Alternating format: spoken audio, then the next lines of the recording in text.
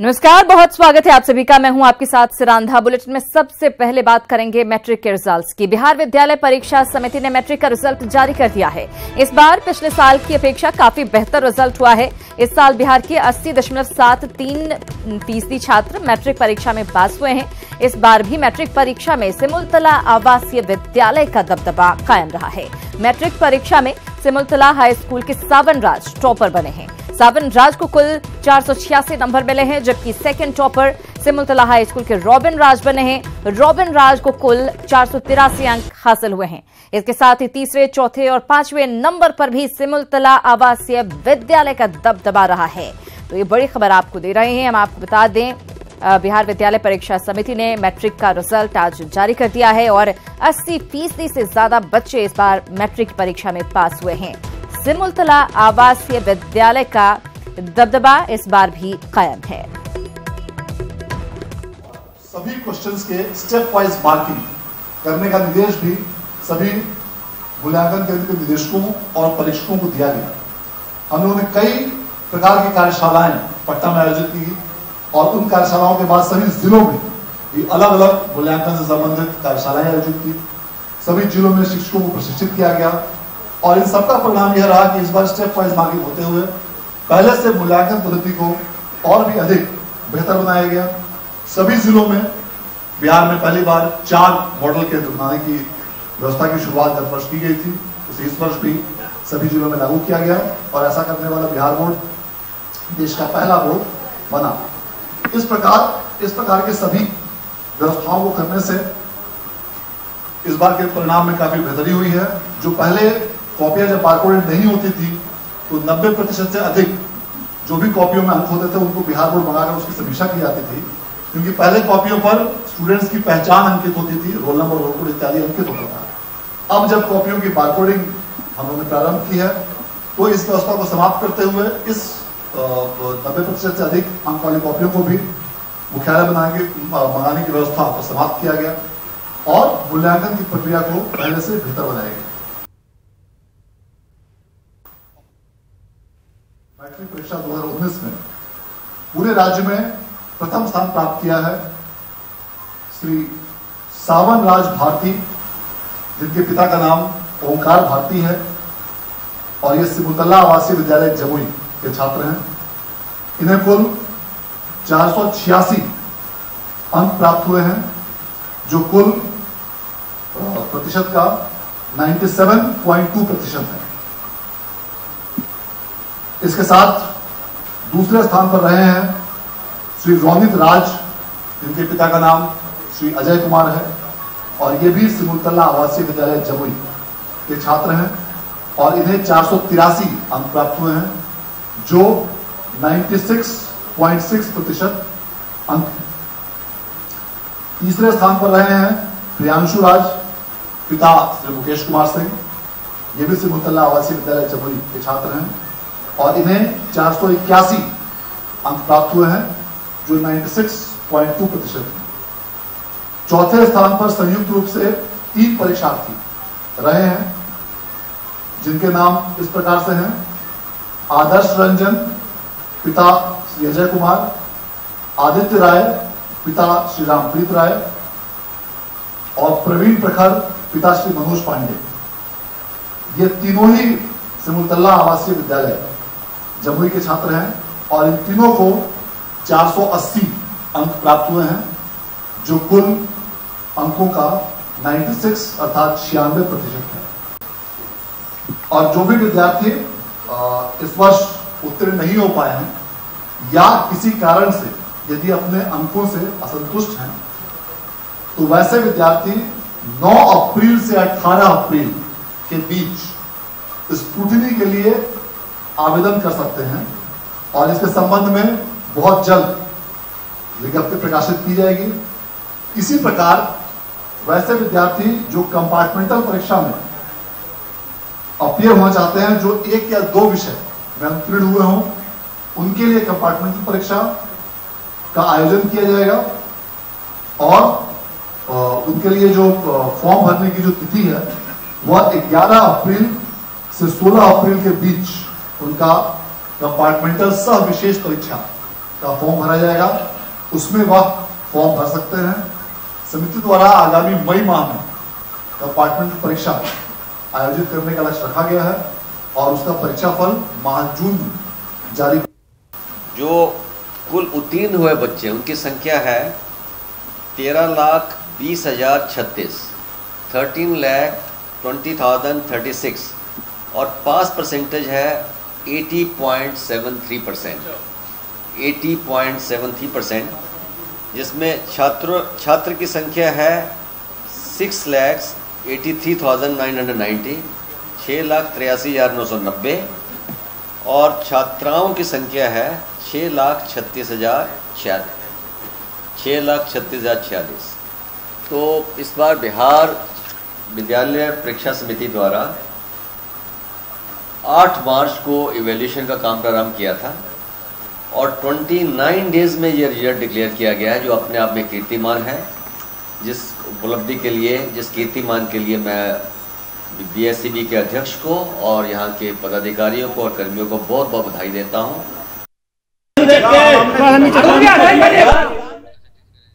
तो मैं आपको बता दें, बिहार विद्यालय परीक्षा समिति ने रिकॉर्ड समय में नतीजे जारी किए हैं। मैट्रिक के 29 दिन में मात्र कॉपी की चेकिंग हुई है और नतीजे जारी कर दिए गए हैं। और आश्चर्यजनक रूप से सिमुलतला आवासीय विद्यालय के बच्चे जो हैं झंडा गाड़ते हुए यहां पर नजर आ रहे हैं। 1 से लेकर 6 तक सिमुलतला स्कूल के बच्चे आए हैं रिजल्ट में। हम आपको बता दें कि सिमुलतला आवासीय विद्यालय का रिजल्ट पहले भी बहुत अच्छा रहा है और इस बार भी यहां के बच्चों ने शानदार प्रदर्शन करते हुए इस परीक्षा में झंडे गाड़े हैं। और यूपीएससी की परीक्षा में राजस्थान के सपूतों का जलवा देखने को मिला है। जयपुर के कनिष्क ने कमाल करते हुए पूरे देश में टॉप किया, तो जयपुर के अक्षत जैन ने दूसरी रैंकिंग हासिल की है। यूपीएससी में राजस्थान का राज, मरुधरा की माटी से निकले आईएएस टॉपर। जयपुर के कनिष्क कटारिया ने हासिल की पहली रैंक। जयपुर के ही अक्षत जैन बने सेकंड टॉपर। अजमेर के श्रेयांश कुम्मट ने हासिल की 4th रैंक। तस्वीरें दो हैं, लेकिन मरुधरा के मेहनत कशों की कहानी एक है। माँ बाप, बहन, सबके सब फूले नहीं समा रहे। लाल कनिष्क ने कमाल ही ऐसा किया है, न सिर्फ माँ बाप और परिवार बल्कि पूरी मरुधरा का मस्तक गर्व से ऊंचा कर दिया है। जी हां, जयपुर के कनिष्क कटारिया ने यूपीएससी की सिविल सेवा परीक्षा में पूरे देश में टॉप किया है। खुद कनिष्क अपनी सफलता पर बेहद खुश नजर आते हैं। बहुत अच्छा लग रहा है, कम्प्लीटली अनएक्सपेक्टेड था मेरे लिए। एंड फर्स्ट अटेम्प्ट में एक फर्स्ट रैंक लाना एकदम सरप्राइजिंग था मेरे लिए। काफी अच्छा लग रहा है। कितनी मेहनत करी होगी आपने? जी मेहनत तो बहुत करी है। लास्ट 2 इयर्स कम्प्लीटली इसके ऊपर फोकस रहा है। जॉब वगैरह मैंने क्विट करके इसकी तैयारी करी थी एंड आज 2 साल की मेहनत का आज रिजल्ट सामने दिखाया तो काफ़ी अच्छा लग रहा है। कमाल करने वाला है ये तो पता था, क्योंकि बचपन से ही कमाल करते हुए आया है, लेकिन ये नहीं हम लोगों ने एक्सपेक्ट किया था कि फर्स्ट रैंक आ जाएगी। क्योंकि जैसे ही रिजल्ट उसने देखा, मैं बगल में ही बैठी हुई थी, तो रिजल्ट देखते ही उसको खुद को विश्वास नहीं हुआ, उसने मुझे दिखाया तो हम दोनों को विश्वास नहीं हुआ और एक बार तो हम लोग बिल्कुल ऐसे हो गए कि ये क्या हो गया है, चिल्लाने लग गए। और खुशी है हम लोग को बहुत ज़्यादा इस चीज़ की। अभी ये अपनी मेहनत करता है और एक लक्ष्य बना लेता, मुझे करना है तो करना है, लेकिन साथ में ये गेम वगैरह टीवी देखना ये भी करता है। हाँ जी, मैच देखता है, सुबह पेपर होता, रात को मैच देखता है। मैं ताजुब करती हूँ पेपर कैसे देगा ऐसे करके शुरू से। और ये बचपन से ही मेहनती है, मेहनत भी करता है, बाकी लक की भी बात है। ईश्वर की कृपा और आप सब लोगों की दुआओं से टॉपिक है। अच्छा इसका ट्रैक रिकॉर्ड रहा है। इसने जो है 11th में भी जो आपके नेशनल साइंस ओलंपियाड है, इंटरनेशनल मैथ्स ओलंपियाड है, उसमें इंटरनेशनल रैंक फर्स्ट रही इसकी। साइंस ओलंपियाड में इसकी जो है आपके नेशनल रैंक फर्स्ट रही है। AIEEE में 24 रैंक थी इसकी। तो ईश्वर की कृपा से ठीक है, अच्छा इसका परफॉर्मेंस रहा। IIT बॉम्बे से बीटेक ग्रेजुएट कनिष्क अनुसूचित जाति से हैं। उन्होंने यूपीएससी मेन एग्जाम में ऑप्शनल सब्जेक्ट में मैथ्स रखा था। कनिष्क ने कहा, पूरे आत्मविश्वास के साथ लगातार मेहनत की जाए तो सफलता जरूर मिलती है।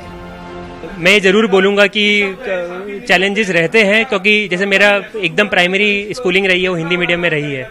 उसके बाद में आफ्टर सेकेंडरी में मैं थोड़ा इंग्लिश मीडियम में शिफ्ट हुआ था, बट उस वक्त थोड़ा चैलेंज लगा था, एग्जाम देते वक्त भी, क्योंकि मेरा स्ट्रीम हमेशा अलग रहा है, टेक्नोलॉजिकल बैकग्राउंड में रहा हूँ, तो इसके अंदर मेरे को नॉलेज नहीं था कि कितना एफर्ट डालना पड़ेगा। तो चैलेंजेस तो रहे हैं, बट अगर सेल्फ कॉन्फिडेंस एंड रहेगा तो कर सकता है इंसान। वहीं अक्षत के घर में भी जश्न का माहौल है। बधाइयां देने वालों का तांता लगा हुआ है। अक्षत ने अपनी सफलता का श्रेय माता पिता और साथियों को दिया। उन्होंने कहा कि योजनाबद्ध तरीके से तैयारी की जाए तो सफलता जरूर मिलती है। देखिए, कठिन बिल्कुल है, बट मेरा मानना है इस वजह से नहीं कि इसका सिलेबस कठिन है। मेरा ये मानना है कंपटीशन आजकल बहुत हो गया है, तो उस मामले में बिल्कुल कठिन है। बट अगर आप जो है अपने सिलेबस के हिसाब से सही स्ट्रैटेजी पकड़ें और सही दिशा में चलते रहें तो सक्सेस काफी हद तक पॉसिबल है इस एग्जाम में। अक्षत का मानना है कि जीवन में पैसे के अलावा बहुत कुछ है और सिविल सर्विसेज के जरिए वो मिल सकता है। जो डिसीजन ये रहा सिविल सर्विसेज में आने का, वो 3rd ईयर में मेरे रहा था कॉलेज के। तो जब मैंने इंटर्नशिप की थी अपनी, तो मेरा ये फिर रियलाइज़ हुआ कि मुझे एक्चुअली में करना क्या है। तो मेरा ये मानना था कि ज़िंदगी में जो है सिवाय पैसे के अलावा भी बहुत चीज़ें हैं, और ख़ासकर कि सिविल सर्विसेज से जो आप अपनी पोजीशन को लेके दूसरों की मदद कर सकते हैं, वो एक ऐसी चीज़ थी जिसने मुझे मोटिवेट किया। और उसके अलावा जो इज़्ज़त इस प्रोफेशन में मिलती है, वो भी एक ऐसी चीज़ थी जिस वजह से मैं, मतलब ये ऐसी चीज़ें हैं, हर इंसान की अपनी ज़िंदगी में अपनी प्रायोरिटीज़ रहती हैं, तो उस हिसाब से मैं इधर आया। सीएम गहलोत ने ट्विटर के जरिए कनिष्क और अक्षत को इस बड़ी सफलता पर बधाई दी।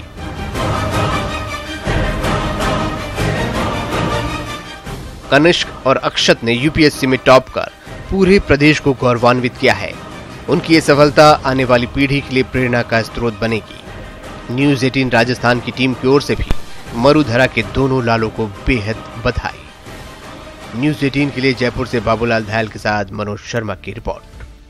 बीजेपी के सांसद रहे शत्रुघ्न सिन्हा आज से कांग्रेस के सारथी हो गए हैं। आज दिल्ली में उन्होंने पार्टी की सदस्यता ली। कांग्रेस ऑफिस में उन्होंने पार्टी की सदस्यता ली। इस दौरान कांग्रेस के मुख्य प्रवक्ता रणदीप सुरजेवाला, बिहार कांग्रेस प्रभारी शक्ति सिंह गोहिल, बिहार कांग्रेस के अध्यक्ष मदन मोहन झा सहित कई नेता मौजूद रहे। कांग्रेस में शामिल होने पर उन्होंने ट्वीट कर लिखा कि भारी मन से मैं बीजेपी छोड़ रहा हूं, कारण सबको पता है। कांग्रेस पार्टी में औपचारिक शामिल होने के बाद शत्रुघ्न सिन्हा हमारे साथ बात करने के लिए है।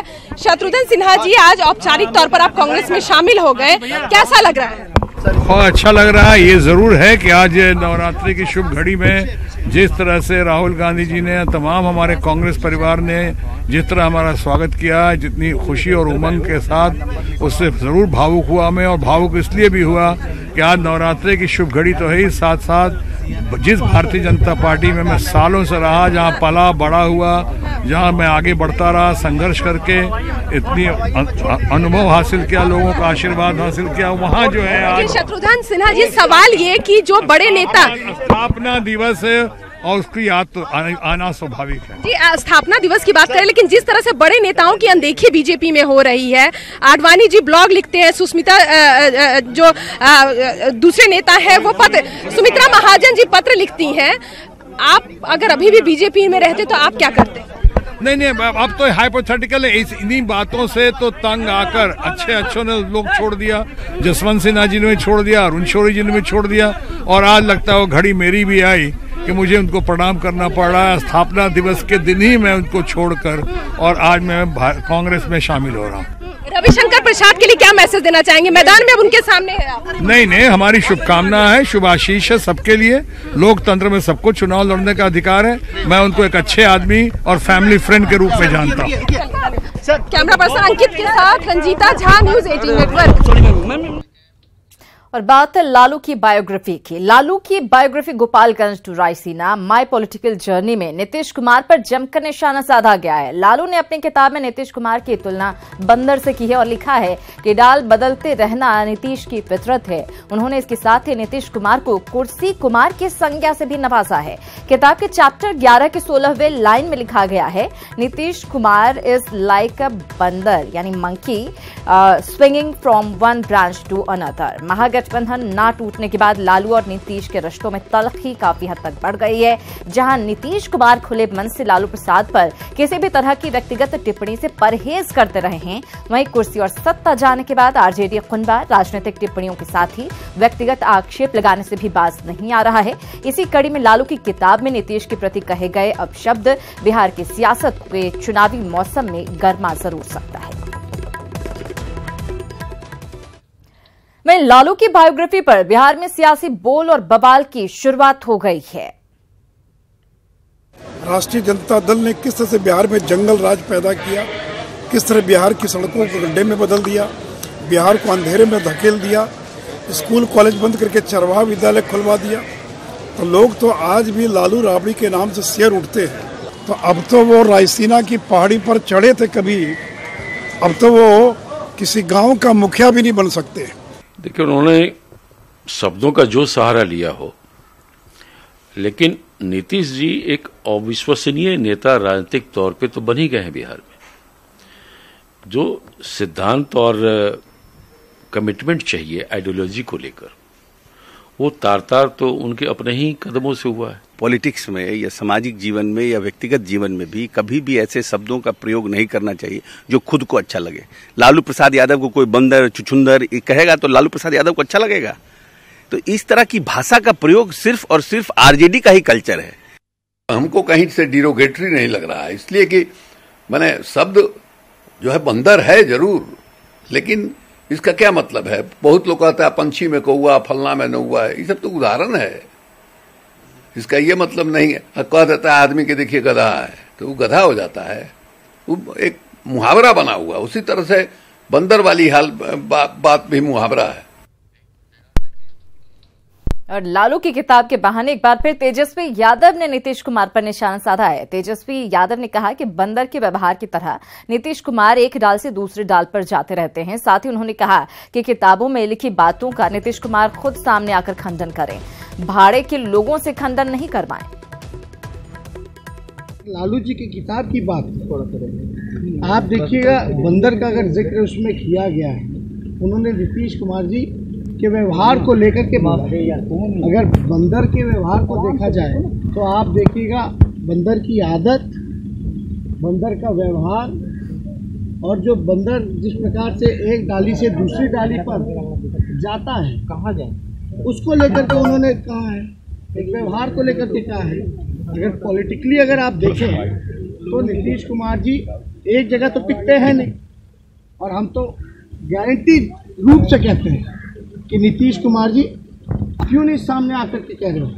हम चुनौती देते हैं कि जो बातें किताबें में लिखी गई हैं उसका आप खंडन करो।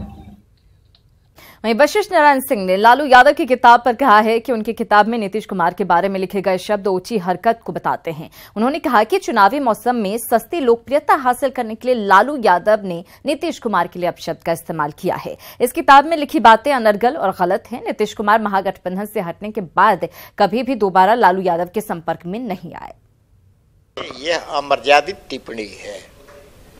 यह किसी भी नेता से इस ढंग की टिप्पणी की उम्मीद नहीं की जा सकती। जो लहजे का प्रयोग किया गया है, जिस भाषा का प्रयोग किया गया, न केवल यह अमर्यादित है, बल्कि यह अपने साथ जो अलग राय रखने वाले हैं द्वेष फैलाने का काम करते हैं।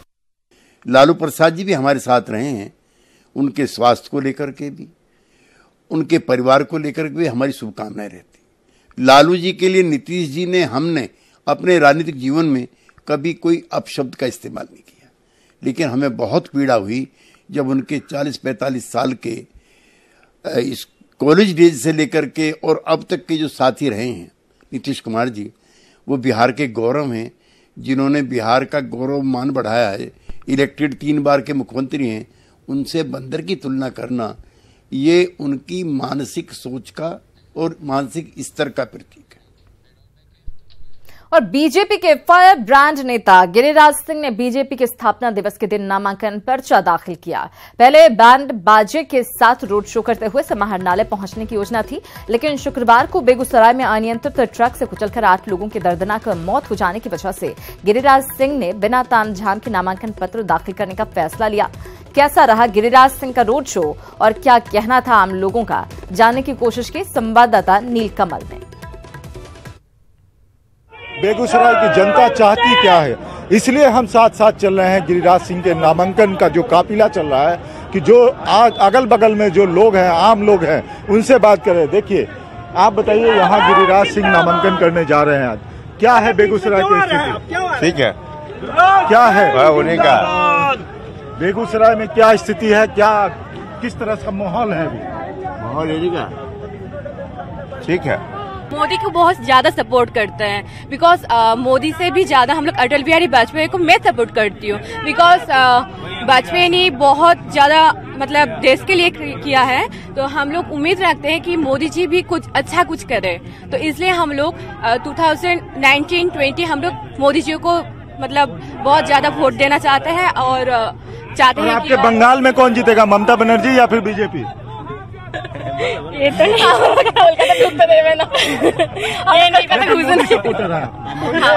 सपोर्टर है यहाँ पर, और देखा जा सकता है कि पूरा माहौल जो है वो बनता जा रहा है। गिरिराज सिंह नामांकन करने जा रहे हैं। हम लोगों से बात कर रहे थे, लोगों का क्या कहना है यह हमने आपको बताया। और शनिवार हादसों का रहा। आज बगहा से सबसे पहले खबर आई, जहां सड़क हादसे में 9 लोगों की मौत हो गई। हाईवा और पिकअप वैन की यहां पर टक्कर हुई, जिसमें 9 लोगों की जान चली गई। रामनगर लौरिया मुख्य पथ पर यह हादसा हुआ। हादसे में 4 लोगों के घायल होने की भी खबर है, जिन्हें अस्पताल में भर्ती करवाया गया है। तो ये तस्वीरें आपको दिखा रहे हैं। भयंकर हादसा हुआ यहां पर। हाईवा और पिकअप वैन के टक्कर के बाद 9 लोग अपनी जान गंवा बैठे हैं।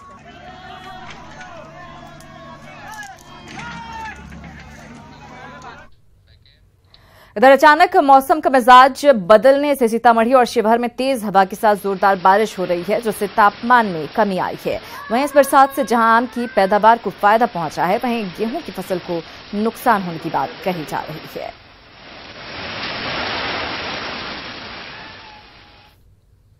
हाल इस बुलेटिन में इतना ही, लेकिन बिहार और झारखंड की बाकी तमाम खबरों को विस्तार से जानने के लिए आप हमारी वेबसाइट पर विजिट जरूर करें। हमारी वेबसाइट है news18bihar.com और news18jharkhand.com।